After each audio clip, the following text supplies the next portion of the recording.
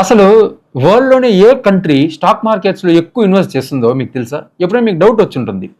అంటే ఏ కంట్రీ అసలు ఎక్కువ ఇన్వెస్ట్ చేస్తుంది? మన ఇండియాలో కూడా ఈ మధ్యన కొంచెం ఇన్వెస్ట్ చేయడం బాగానే పెరిగింది. బట్ అయినా కూడా ఇండియానే టాప్ ప్లేస్‌లో ఉందా? లేదా వేరే ఏదైనా కంట్రీస్ ఉన్నాయా అంటే, అది నేను మీకు ఇవాళ క్లియర్‌గా ఎక్స్‌ప్లెయిన్ చేస్తాను. వరల్డ్‌లో ఏ కంట్రీ పీపుల్ స్టాక్ మార్కెట్‌లో ఎక్కువ ఇన్వెస్ట్ చేస్తారు? అంటే ఫస్ట్ మనం చెప్పుకోవాల్సింది యూఎస్ఏ, అమెరికా. ఎందుకంటే వరల్డ్‌లో మాక్సిమం స్టాక్ మార్కెట్ పార్టిసిపేషన్ అనేది అమెరికా నుంచే ఉంది. అండ్ మాక్సిమం మనీ ఇన్వెస్ట్మెంట్ కూడా అక్కడ నుంచే జరుగుతుంది. అండ్ నంబర్స్ చూసుకుంటే యూఎస్ఏలో approximately 55-60% households direct or ఇండైరెక్ట్గా స్టాక్ మార్కెట్లో ఇన్వెస్ట్ చేస్తారు. It is a huge number అని చెప్పొచ్చు. రిటైర్మెంట్ ఫండ్స్ కానివ్వండి, అంటే పెన్షన్స్, ఆటోమేటిక్లీ పెన్షన్స్ కూడా స్టాక్ మార్కెట్లో ఇన్వెస్ట్ అవుతాయి అక్కడ. అదేవిధంగా ఎందుకు యూఎస్ లీడ్ అవుతుంది అదర్ కంట్రీస్తో కంపేర్ చేస్తే, ఎందుకు యూఎస్ నెంబర్ 1 పొజిషన్లో ఉందంటే సింపుల్ రీజన్స్ ఏం కాదు, బట్ డీప్గా అండర్స్టాండ్ చేసుకోవాలంటే ఫస్ట్లీ ఫినాన్షియల్ సిస్టమ్ డిజైన్. యూఎస్లో రిటైర్మెంట్ ప్లాన్స్ అంటేనే స్టాక్ మార్కెట్ బేస్డ్లో ఉంటాయి. అలాగే పీపుల్కి ఆప్షన్ కూడా లేదు, అంటే రిటైర్మెంట్స్ తర్వాత మనీ తీసుకోవడం అలాంటి ఆప్షన్స్ ఏ ఉండదు. వాళ్ళకి డైరెక్ట్గా స్టాక్ మార్కెట్ బేస్డ్ ప్లాన్సే ఉంటాయి. ఆటోమేటిక్లీ ఇన్వెస్ట్ చేస్తారు.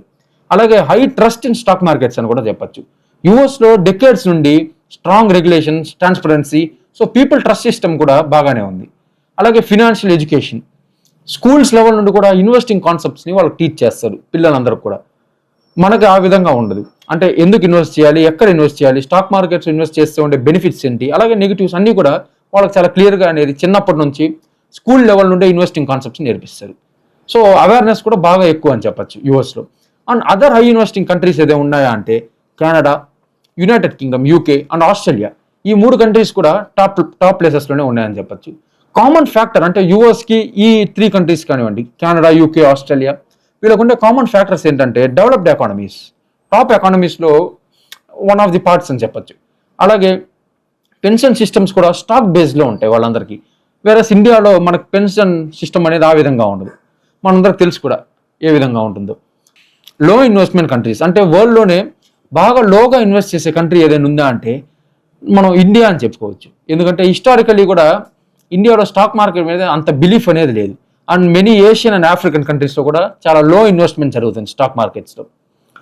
ఇండియా అసలు రియల్ స్టోరీ ఏంటంటే ఇండియాలో సిచ్యువేషన్ చాలా ఇంట్రెస్టింగ్ అని చెప్పొచ్చు.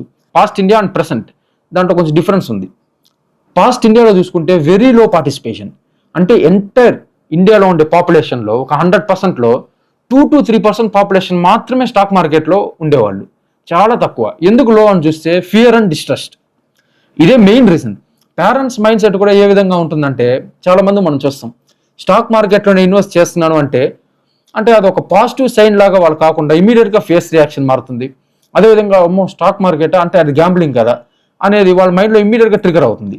అండ్ మనకు కూడా చెప్తారు అదే స్టాక్ మార్కెట్ ఎందుకు, అది గ్యాంబ్లింగ్ కదా అనే వాళ్ళు కూడా చాలా మంది ఉంటారు ఇండియాలో.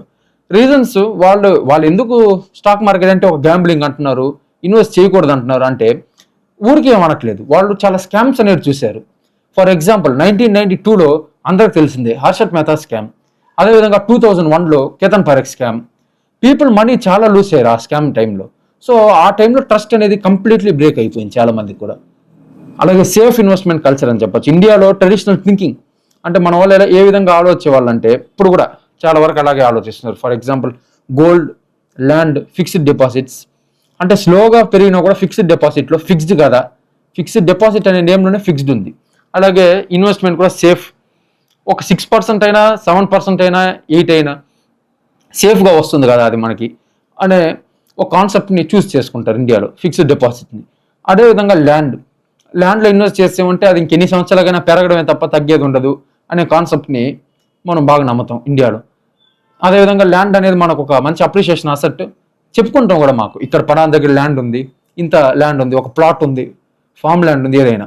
అదేవిధంగా గోల్డ్, అది మనం చెప్పాల్సిన అవసరం లేదు. ఇండియాలో గోల్డ్ అంటే ఏ రకంగా మనం చూస్తామని, గోల్డ్ అంటేనే one of the most valuable అసెట్గా చూస్తాం మనం. ల్యాండ్ ఫిక్స్డ్ డిపాజిట్ కంటే కూడా ఎక్కువ వాల్యుబుల్గా గోల్డ్కి మనం చూస్తాం. ఇవి సేఫ్, అంటే సేఫ్ అనేసి ఇన్వెస్ట్ చేస్తాం ఎక్కువగా.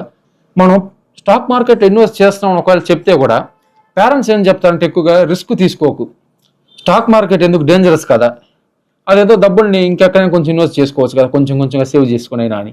సో నెక్స్ట్ జనరేషన్ కూడా అలాగే చేస్తూ వచ్చారు. అలాగే lack of education, financial knowledge తక్కువ. మనకు స్కూల్లో హిస్టరీ, సైన్స్ ఇవన్నీ నేర్పించేవాళ్ళు, కానీ ఫినాన్షియల్ నాలెడ్జ్ చాలా తక్కువగా నేర్పించేవాళ్ళు. అండ్ ఆర్ నో, అసలు నేర్పించేవాళ్ళు కూడా కాదని చెప్పచ్చు. సో పీపుల్ ఇవన్నీ కూడా చిన్నప్పటి నుంచి కూడా నేర్చుకోకుండా ఇలాంటి ఒక ఇన్వెస్ట్ చేసే టైం, అంటే వాళ్ళ ఏజ్ 20sలో ఉండే టైంలో, అలాంటప్పుడు కొంచెం భయపడేది కూడా కామనే. అలాగే న్యూ ఇండియా అంటే ఇప్పుడు లాస్ట్ 5-7 years, అంటే కోవిడ్కి కొంచెం అరౌండ్లో అని చెప్పచ్చు, అప్పటి నుంచి హ్యూజ్ ట్రాన్స్ఫర్మేషన్ అనేది జరిగింది. మెయిన్ రీజన్ ఏంటంటే యాప్స్ రెవల్యూషన్. ఇది ఇండియాని కంప్లీట్గా మార్చేసింది అని చెప్పచ్చు. జెరోదా, గ్రో, అప్స్టాక్స్, చాలా యాప్స్ ఉన్నాయి. ఇవన్నీ కూడా ఇన్వెస్టింగ్ని చాలా ఈజీగా చేశాయి.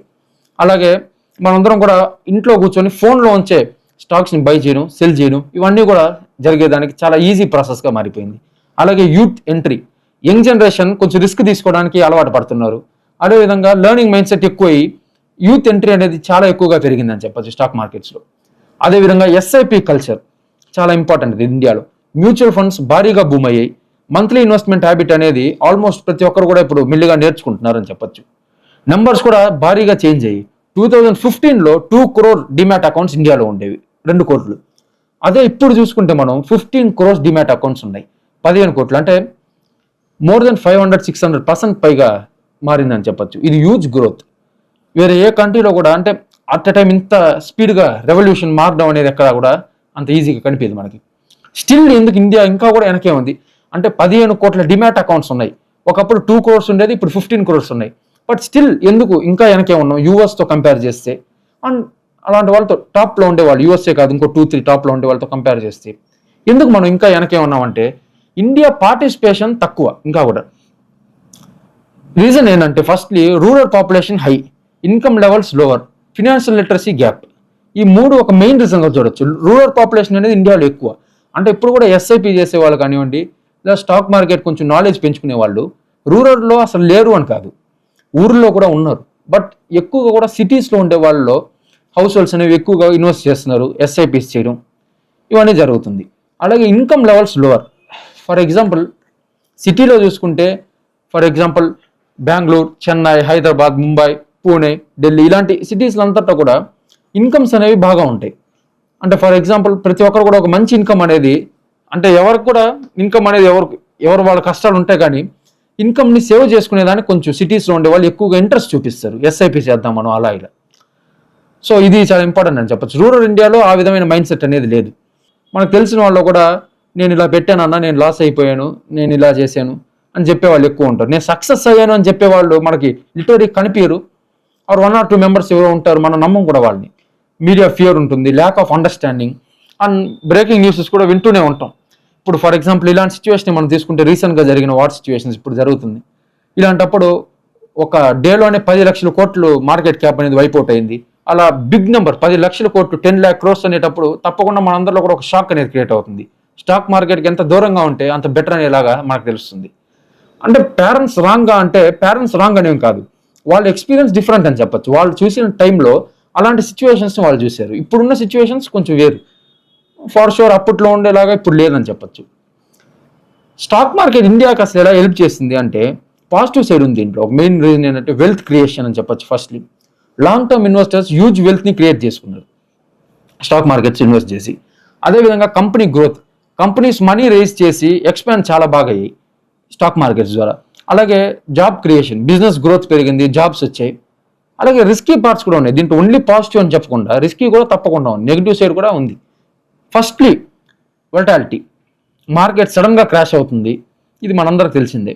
అలాగే ఎమోషనల్ డెసిషన్స్, ఒక్కోసారి క్రాష్ అయినప్పుడు ఒక మంచి రివర్సల్ ఇంకొక 2 daysలో ఉండనుకునే టైంలో ఎవరు కూడా ప్రిడిక్ట్ చేయలేరు రేపు రివర్సల్ అవుతుందా ఎప్పుడు అని. బట్ అలాంటి టైంలో మనం అమ్మేసి మనం లాస్ తీసుకుంటాం. ఒక్కోసారి ఫియర్ వల్ల లాస్ తీసుకుంటే, ఒక్కోసారి గ్రీడ్ వల్ల లాస్ తీసుకుంటాం.